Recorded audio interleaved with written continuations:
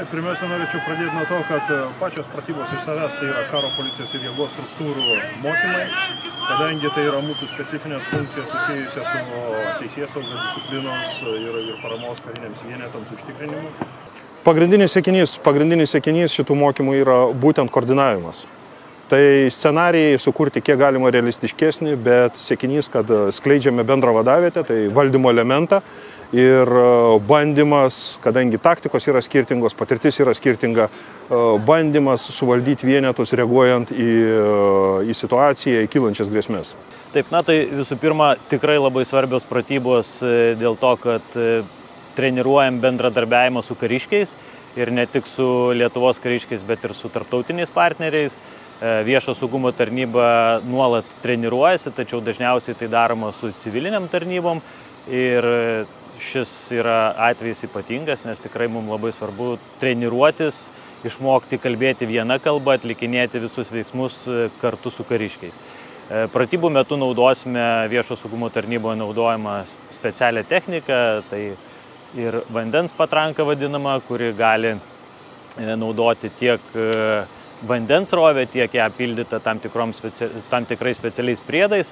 Taip pat naudosime mobilią vadavietę ir be abejo įrangą, kuri naudojama kasdienio, jeigu taip galima pasakyti, neramumo metu, tai yra skydai, apsaugos priemonės, individualios apsaugos priemonės. Visi žinot, kur jau esat, taip? Jo, jeigu matot, kad kažkam blogai sekasi.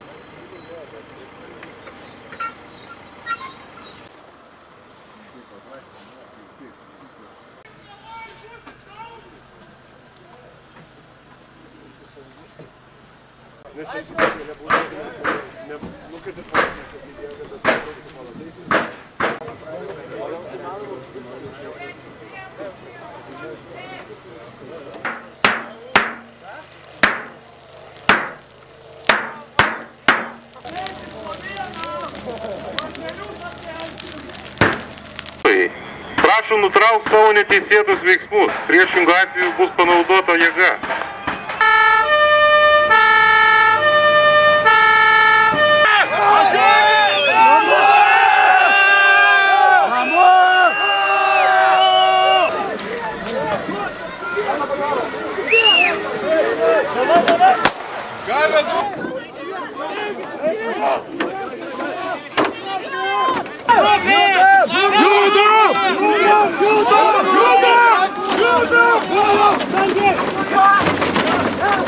Atsargiai dujo!